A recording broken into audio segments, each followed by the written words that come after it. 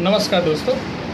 अगले 4 से 5 मिनट में मौलिक अधिकारों से संबंधित यानी कि फंडामेंटल जो राइट्स होते हैं उनसे संबंधित पूरे चैप्टर को समझ लेते हैं। ठीक है।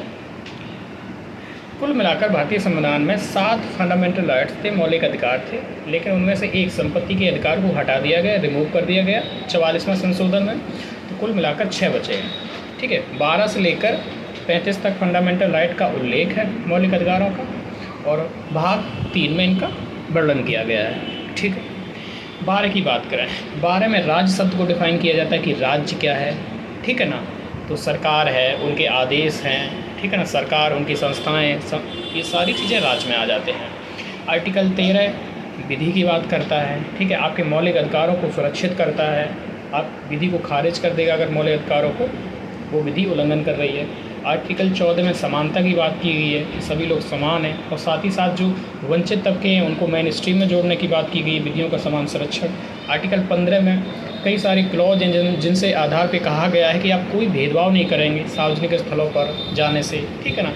और कुछ विशेष प्रावधान भी किए गए हैं लोगों को मेन स्ट्रीम में लाने के लिए, जैसे महिलाओं को, बच्चों को 15(3) में। ठीक है। EW ऐसा कंसेप्ट आता है। ठीक है ना। सामाजिक और शैक्षिक रूप से पिछड़े वर्गों की बात आती है। 16 में सरकारी नौकरियों की बात की जाती है। 17 में छुआछूत नहीं की जा सकती है। 18 में आपके जो उपाधियां हैं उनके समाप्ति की बात की जाती है। इसी प्रकार देखा जाए 19 है तो बहुत सारी हमें आज़ादी देता है, जैसे वाक व अभिव्यक्ति की आज़ादी देता है, घूमने फिरने की आज़ादी देता है, संगठन बनाने की आज़ादी देता है, आजीविका कमाने की, निवास करने की विभिन्न प्रकार की आज़ादी देता है, सीमाएँ भी लगाता है। आर्टिकल जो 20 है उसमें दोष सिद्धि के संदर्भ में कई सारी देता है। 3 बात कहता है कि एक अपराध के लिए एक ही बार सज़ा मिलेगी, है ना, ये सारी चीज़ें होती हैं। 21 में प्राण एवं दैहिक स्वतंत्रता की बात आती है, जिसमें एक ही गोपालन केस एक प्रसिद्ध रहा है जहाँ पर विधि द्वारा स्थापित प्रक्रिया की बात हुई, और एक केस मानका गांधी रहा है 1978 में, जिसमें ड्यू प्रोसेस ऑफ लॉ का कंसेप्ट आया है, विधि की यथोचित प्रक्रिया। 22 में गिरफ्तारी की जाती है तो उसके संदर्भ में बातें हैं कि आपको कारण बताया जाएगा, आपको 24 घंटे के भीतर आपको प्रेजेंट किया जाएगा मजिस्ट्रेट के सम्मुख। ठीक। आर्टिकल 23 और 24 में आपका जो एक्सप्लॉयटेशन होता है उसकी बात की गई है। 23 में बच्चों का एक्सप्लॉयटेशन नहीं कर सकते हो, 24 में आप ठीक है 23-24 अच्छा 24 में बच्चों वाला है, ये कन्फ्यूज हो रहा है। ठीक है। 25 वाला जो है 25 से 28 तक रिलीजियस आज़ादी दी गई, धार्मिक। 25 में आपको व्यक्ति को आज़ादी दी गई है, और 26 में संस्थाओं की बात की गई। 27 में करों को आप किसी एक समुदाय पर नहीं थोप सकते और दूसरे समुदाय का विकास करो उस टैक्स से। ठीक है, ये भी बात की गई। सेकुलरिज्म की बात है यहाँ पे। अब 28 की बात है, संस्थाओं की बात है, धार्मिक प्रबंधन करना हो। 29 में अपनी संस्कृति, लिपि, भाषा को सुरक्षित कर सकते हो।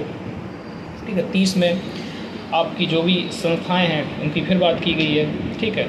31 में संपत्ति का अधिकार था, उसको हटा दिया गया। फिर 31A, B, C इनको जोड़ा गया, इनको भी बाद में देख लेंगे। 32 सबसे आधारभूत है, बुनियादी है, जिसको बाबा साहब अम्बेडकर ने संविधान की आत्मा भी कहा है, क्योंकि अगर मौलिक अधिकारों में से आर्टिकल 32 हटा दिया तो मौलिक अधिकारों पर कोई अर्थ नहीं रह जाएगा। ठीक है, बेकार हो जाएगा। 33 आ गया तो 33 में जो हमारे अर्धसैनिक बल होते हैं इनके अधिकारों को सीमित कर दिया जाता है। 34 में मार्शल लॉ कहीं लगाया जाता है, वहाँ पे कुछ मौलिक अधिकारों को सीमित किया जाता है। और 35 है कि जितने भी ये मौलिक अधिकार दिए गए हैं उनसे संबंधित विधि बनाने की जो शक्ति है वो विधायिका को दी गई है। तो ये सारे मौलिक अधिकार हैं। आई होप आपको एक खाका खींच लिया होगा। उसके बाद आप चाहें तो उसको और डिटेल में इनको रीड कर सकते हैं। ठीक है। जय हिंद।